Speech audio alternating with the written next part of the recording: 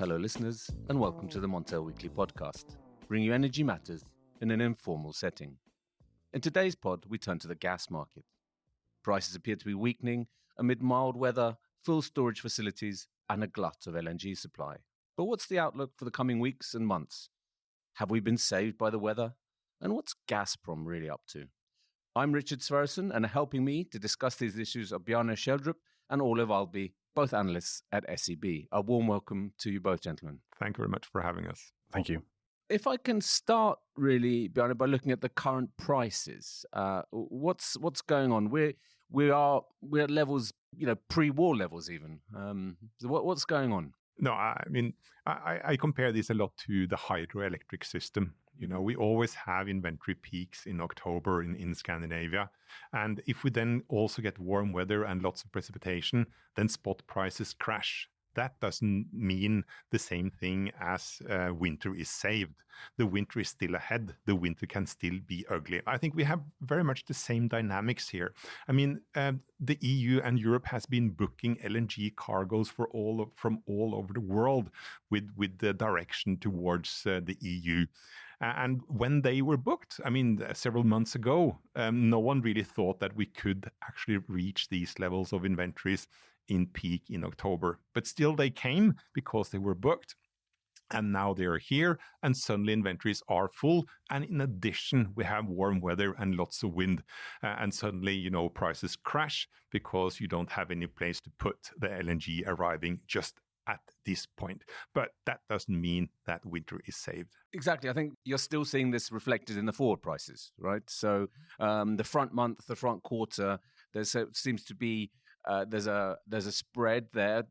Do you expect that to narrow or widen? I mean, this is an issue that Ole and I've been talking a lot about, dynamics of the market. And I'm like, what is your thinking of the sort of the mental state of this market today, Ole? And now we're seeing that the spot prices is really weak, right? So currently speaking, at the end of October, we're seeing spot prices at for delivery tomorrow is at 40 euros per megawatt hours. This is really weak, naturally. And the reason for that is just as Bjarne has been talking about, right? We're having a lot of LNG cargoes coming into shore. Inventories is close to filled up. We're having 94.4% storage capacity at the moment in the European market overall, and that means that, as Bjarne also been stating a lot of times, that means that a lot of these inventories is 100%, right? Yeah, a lot of the different inventories in Europe is today at 100%. There is no room for anything else. But, I think one of the things that we've been discussing a lot is no one dare to believe anything about the future. Right, because it's so crazy everywhere on the macro scene, on the interest rate scene, on the war scene, and nuclear weapons and everything. Everything is up in the air, and so the only reality we have, really, to some degree, is the spot price. So more than any time else, the spot price is so influential on what we think about the future. So it has a huge impact on the forward prices for Q1, for next year. We've seen these prices come off strongly as well, just because the spot is coming down.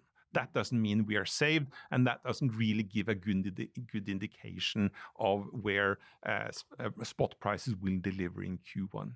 I mean, we've even seen some instances of negative prices, haven't we? In the Netherlands, I mean, that was normally, I think it was just an hour within intraday prices, but still, that's a measure of the glut in some ways, isn't it, Bjarne? But what about, so we talked about the LNG cargoes. There are several looking for a home, I think, or a harbour, I should say. What about the gas flows from Russia? Do you expect these to continue at current levels? I think it's 37 MCM, isn't it, a day or something along those lines? What was your expectations here, Ole? Yeah, currently we're seeing that the flow from Russia is around 0.55 terawatt hours per day. So it's pretty low compared to 1 year ago, where we were at around 3.2 terawatt hours per day.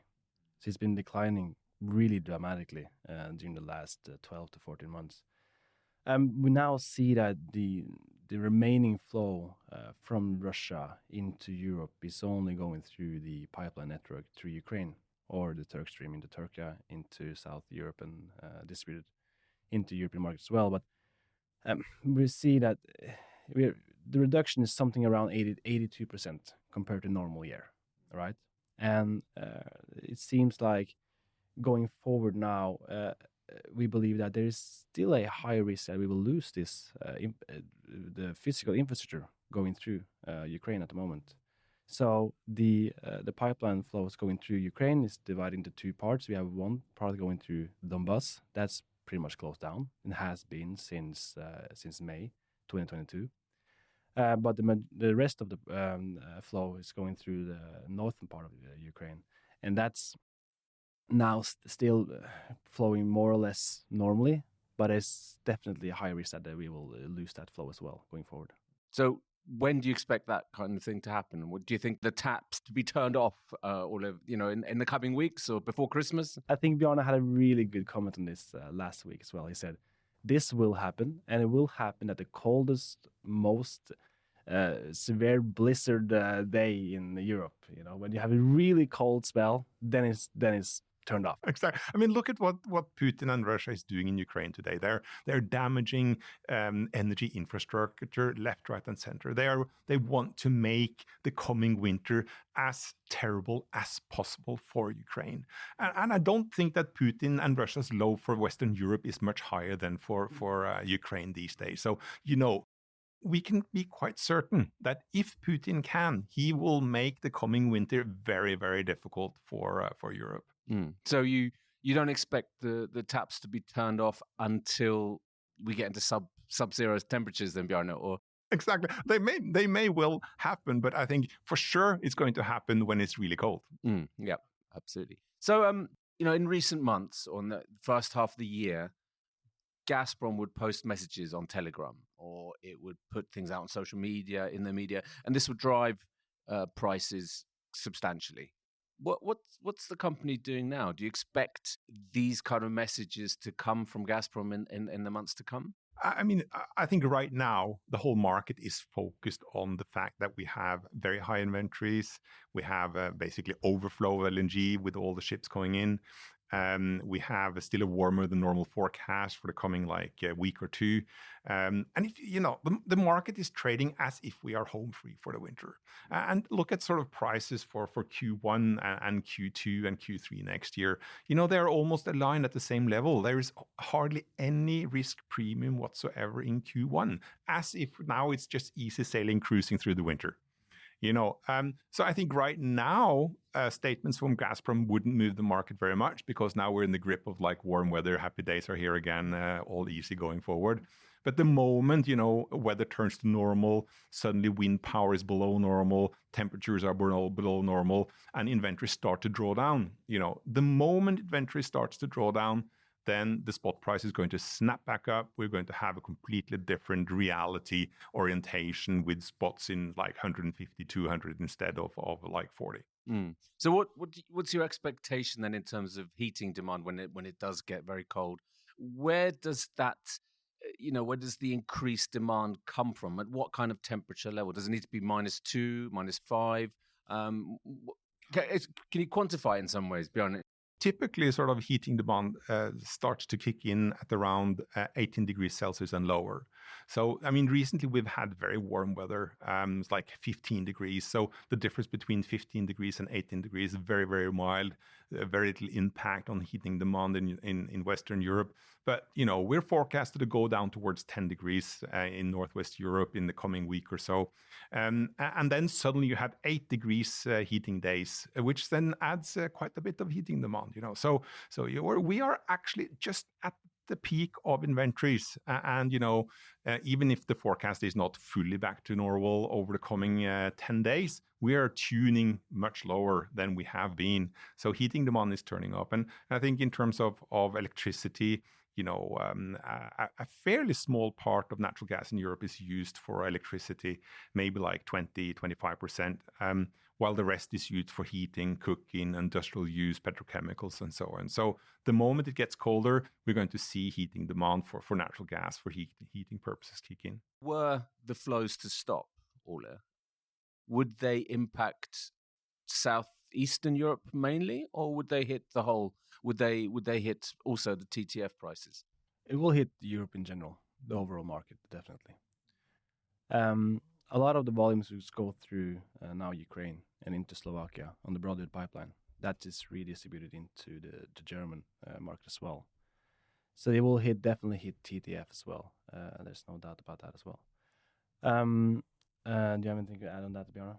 No, I think it's fair to say. I mean, we're going to see it turn up in both in Eastern Europe and Western Europe. I mean, is it mainly the weather that could cause prices to spike? I mean, it's more like just moving beyond the peak inventories and drawdown. We suddenly move from a situation of constipation to, appetite. And I think that will create a great change in price behavior.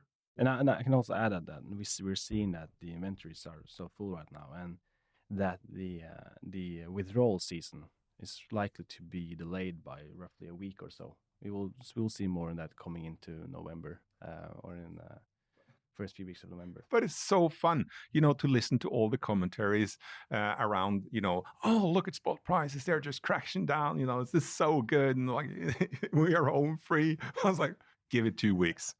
2 weeks, and then we're back where we are. And not quite in the throes of winter, Bjarne, but not far off it, maybe. No. Certainly cooler temperatures. But there's a lot of discussion at the European level also about imposing a price cap. What's your view here, Bjarne? Could this harm potentially LNG arrivals? Exactly. I mean, the price is there to do a job, right? And what is that job?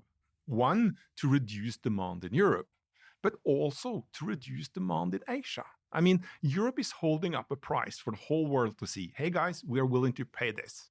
And if the rest of the world is not willing to pay that price, then we say, all right, fine, you can have it. I'm not going to pay that price.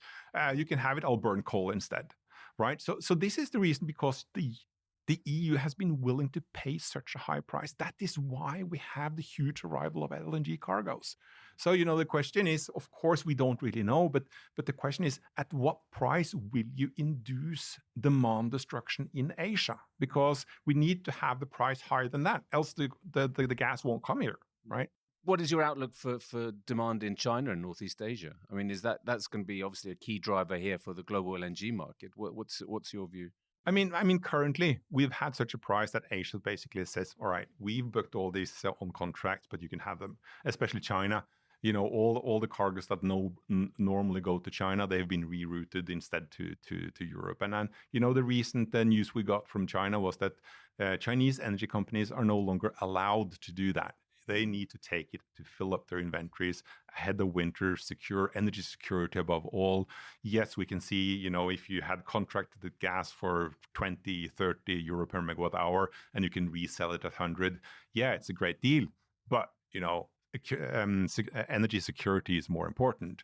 So, we're already sort of seeing changes to that pattern. And I think, with the low prices we see, I think, the average price for next year is getting closer to what we have forecasted. But I think the strange thing is how the market is not pricing in a winter premium for Q1 at all. Right, it's just almost a flat price through from January to December next year. Exaggerating a little bit, but still. Yep, no, absolutely. I mean, also on the table in Brussels is, we've heard a lot of criticism of the TTF price. That's saying it's not fit for purpose anymore. What do you think, Ole? Do you expect to see some changes in the sort of the market environment? I heard some rumors there had been some statements saying that they want to remove the speculations around the TTF, right? They want to go into more, remove the volatility and all the speculations in the TTF price in Europe. And that the large European consumers want to go into more long-term contracts with suppliers in Europe. And so I think that's for us in Norway, that makes sense now. It's maybe a really good time to go into really long-term contracts with the continent. But I think it's difficult to remove the volatility and the speculations in that market, as of now at least. How do you prevent speculating in the market, Bjarne? I mean, you're an old market hand. How do you do that? Yeah. I mean, you want the liquidity there. You want the market liquidity. And I think now, after the 2008 global financial crisis, all the banks have been protected. But that has also forced the bank to take on less risk. So the banks, as a sort of a global body, no longer has the risk capacity it used to have. Yes, less risk to the banks, but also less liquidity to the market. And then you get much, much higher liquidity. And, you can only push the risk around. You cannot remove it. So, yes, you've saved the bank, but then you led to a lot of illiquidity in the market. And if you also then ban speculative positions altogether, I think you will hardly have any liquidity at all. And there's also talk of a LNG index or an LNG price. What do you guys make of that? It's very hard to sort of implement a price cap in a tight market. You can set some limits that the price cannot be over like 300 euro per megawatt hour or 400 euro per megawatt hour. Well, that's very, very few instances that happens. And anyhow, the price cannot stay at those levels because it will actually induce so much demand destruction that price itself will fall. That's unattainable. Look at the current price for next year. It has come down significantly, but it's still like 7 times higher than normal. It's still a very, very high price, and of course it's needed both to tame demand in the EU, but also to tame demand in Asia to allow LNG to flow to Asia. And the EU, we must remember that the EU needs to vacuum clean the global marketplace for LNG all of next year and probably the year after. And to do that, you need a significant price. You cannot sort of magically remove that price needed to do that job.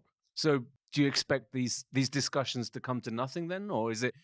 Do you have a fear that Brussels could step in and set a price cap which is far too high? I don't really know how the price cap could work, but if you just look at the power market, it's a massive market from coal-fired generation to natural gas-fired generation, while natural gas is constituting a fairly limited amount of power generation in Europe, with lots of hydro, wind, and nuclear, and coal-based electricity. It's like we're talking 3,200 terawatt hours per year of electric generation, including the UK per year. That's 2019 numbers, and natural gas accounts for maybe 600-700 terawatt hours.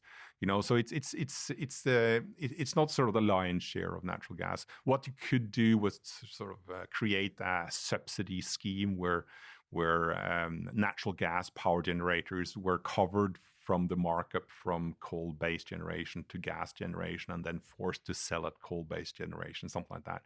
That will lower the power price significantly. But the result would be then higher power consumption, and then suddenly you have a problem again. So it's not an easily solved equation. Because there's a lot of talk or a wish in some countries to decouple gas from power prices. Yeah, and that could be one way to do it. One of the big problems there is that the EU is so diverse. Some countries have a huge amount of natural gas in the power sector, like the UK, no longer the EU, but still sort of part of Western Europe. And then you have Poland, where it's a lot of coal. Who should subsidize who and how should be sort of dissected. And I think what we end up with is some kind of subsidy scheme towards industry and consumers, like we see in Norway, for example, where consumers are subsidized heavily on the power price. It means we hardly notice too much about it, given that subsidy. But again, then you end up with stronger demand for power. Yeah, and so that doesn't do anything to cut demand, does it, really, having a price cap, Ole? Does it? No, I don't think so. And I think this is an excellent example on this. It was a few weeks ago, or when Liz Truss was PM in UK. She mentioned that. She said, I cannot force my people to not use any more energy or natural gas. But in this situation, this is exactly what you need to do, because you can't print energy as you can print money. So I think that's really important to have in mind, that the cure for high prices here is higher prices, and we need to reduce the demand. Definitely. That's demand destruction and demand response is a really important factor here going forward, especially during this winter. Have you done any analysis on the impact for European industry? What kind of demand destruction we've seen already for gas from the industrial sectors?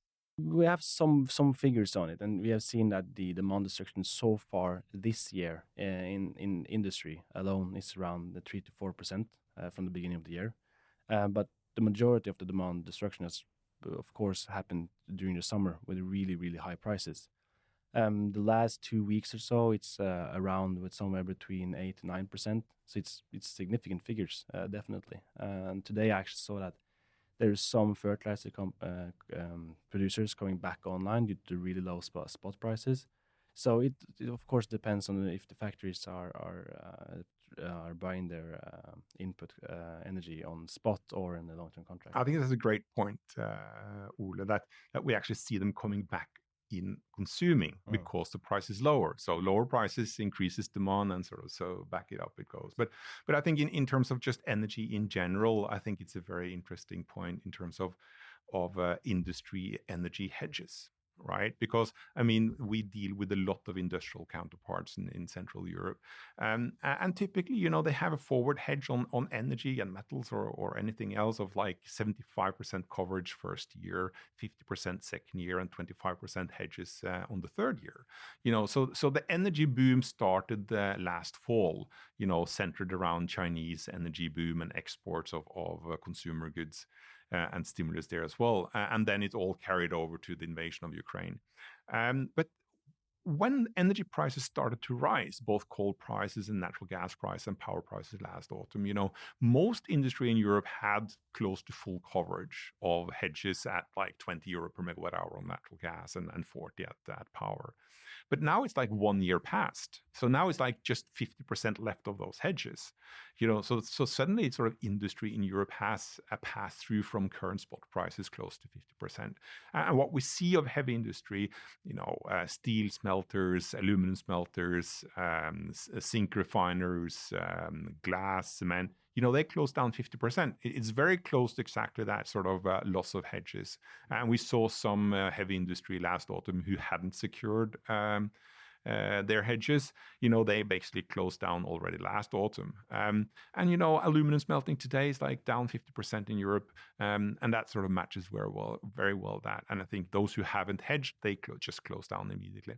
Absolutely. So I think I'd also like to talk a little bit about, you know, we talked about this winter. Bjarne is saying, you know, the winter hasn't even started really. But what's the outlook for next year? I'm hearing a lot of people saying that, you know, we're pretty much safe this winter because we've got the inventories are so full, we've got enough gas. But it's actually next winter that's the real problem. That's where the problem's going to be. Especially, you know, Germany's extended its nuclear reactors by 3 to 4 months, so they'll be running to the end of March. But after that, what happens? And coal-fired plants are coming, you know, being brought back. What's the outlook? So 2023, 2024, Bjarne? Well, I just start with Q1 just once again, because I mean now we act as if Q1 is happily passed, right? I mean, it's like it's no problem. And you know, we did quite a lot of historical analysis on temperatures. And in terms of the winter weather, it's basically Q1 when shit hits the fan. That is the real thing. That is when it really gets ugly. And also, you know, you have a lot of autocorrelation in Q1. So if it's cold in January, have a higher chance for cold in February and in March.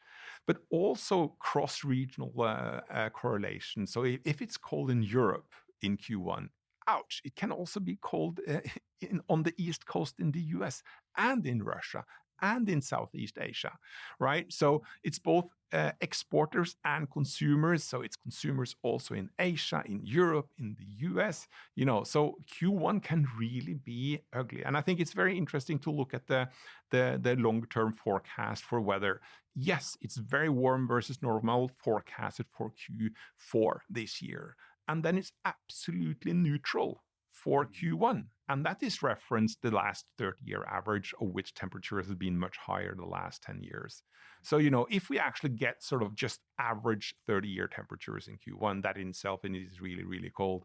And, you know, the changes to weather due to climate effects. One of those effects is that we have slower circulating jet streams, meaning that patterns either warm or cold, they have more persistency. So it sort of lasts much longer, you know, so that's why we have longer periods of extreme heat, extreme drought, but also longer periods of extreme cold and extreme dry, right? So I think this is the risk that, yes, we have had on average warmer winters over the past 10 years, but we also have increasing risk that the Q1s could actually be more ugly than historical norms because of these slowdown in polar vortex, polar circulations. We discussed some of these issues exactly in last week's podcast. So, listeners, if you want to go back and retrace that pod as well. So, but if we move beyond Q1 all into Q2, Q3 next year, what's the outlook? First of all, I think it's important to highlight that we are quite more bullish than the market during this winter. We think we are quite short coming out of winter as well. The reason why our Q1 23 price is now at 215 euros per megawatt hours for the entire Q1, and the reason for that is that when we start a withdrawal season from inventories, that will go quite fast. The inventories in Europe, they can handle somewhere between 27 to 34 days alone, only on inventories. So we know that can be withdrawn quite fast if it's colder than normal. We also see that if coming into Q1, we know that if we have a normal weather situation, a normal winter in northwest Europe, we are likely to be short somewhere between 200 and 300 terawatt hours coming into 1st of April. The reason for that is that because, of course, that Russia is more or less disappeared. We're not likely to get any more volumes from Russia. We cannot rely anymore on the Russian supply whatsoever. So I think it's important to have that in mind, and that's why we are quite bullish coming into the first quarter and also the second quarter in 23 as well. But I think, yes, they say that sort of next winter will be the real bad one. And I think that is obviously the thinking there is that we will end up the winter with very low inventories, and then we will struggle to rebuild them until next October. I think that is the thinking. But we have so much time to adapt now. I mean, currently you can burn whatever you want in Europe, like old car tires, garbage, coal, whatever you want to burn, you can burn it as long as it's not Russian, right? So, and I think we see huge adaptation on the demand side. We see the ability to attract LNG from all over the world. I'm not so pessimistic that it will be all that difficult next winter, but nonetheless, the EU needs to attract LNG from the rest of the world, vacuum clean the global marketplace all through next year, meaning that the price needs to be elevated to a level where it's demand destruction both in Asia, maybe also the US, but also in the EU to assure that, and our thinking there is where do we see demand destruction in terms of oil? Well, our experience is that from oil prices at 150 and above to $200 per barrel, we have significant demand destruction kicking in. So this is our thinking that natural gas prices will be high in the first quarter on stress.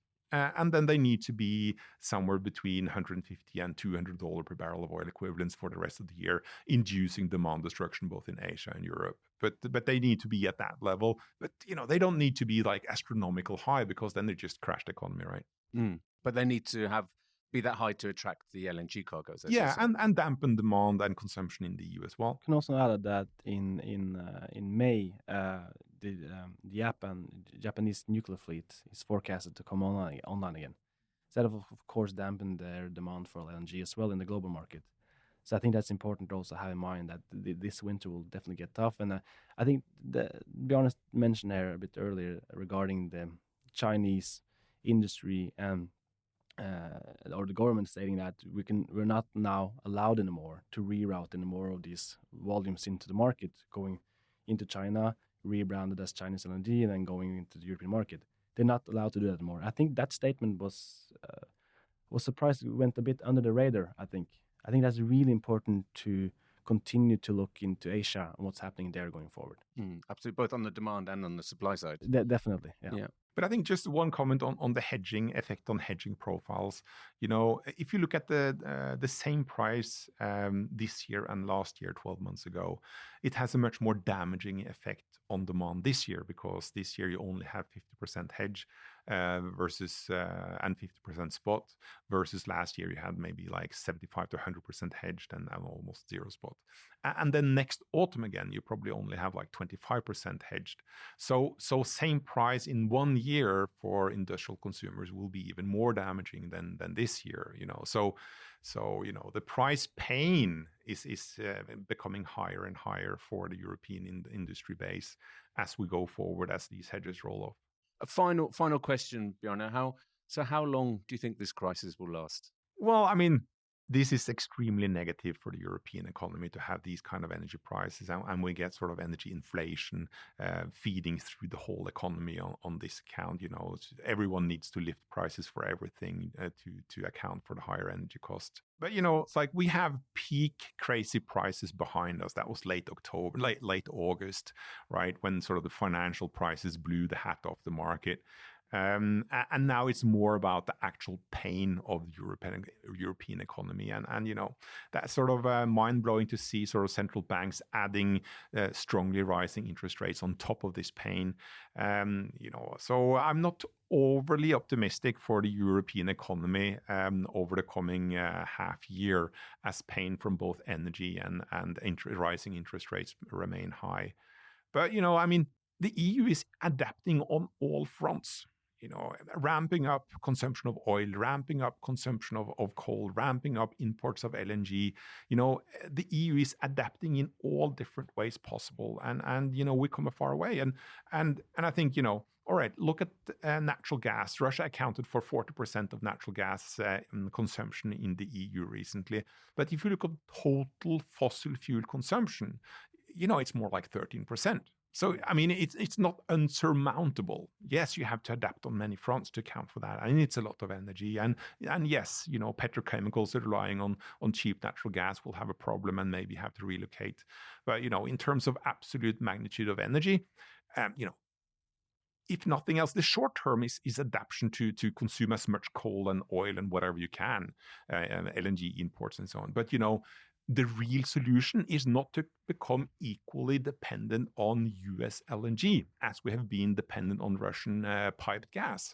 The real solution is massive acceleration of the energy transition, electric cars, super efficient, energy efficient versus gasoline car, you know, solar, wind, energy efficiency, heat pumps, whatever. That is where we're going to see the real revolution. And you know, the hike in coal consumption is a temporary thing on the way there. And so emissions in the EU will be lower in 2030 when they versus what they otherwise would have been if it hadn't been for this crisis. So yes, Europe will sort of survive, but you know, it's going to rally on the energy transition. The current situation is the little blip on this road to a greener, brighter future. Is that your view as well, Ole? Yeah, no, I think that makes sense. And just imagine we have these really high gas prices for such a long time. That, of course, means really high energy prices as well. And just imagine the margins on renewable capacity. So building out renewables is a cash machine. It makes a lot of sense doing that right now. And it will make sense during this winter and also for next year. So we're quite optimistic in the longer term. So adaptation is definitely key. And it's happening. But it is, of course, an ugly blip. It is, absolutely. Well, Bjarne and Ole, thank you very much for being our guests on the Montel Weekly Podcast. Thank you for having us. Thank you.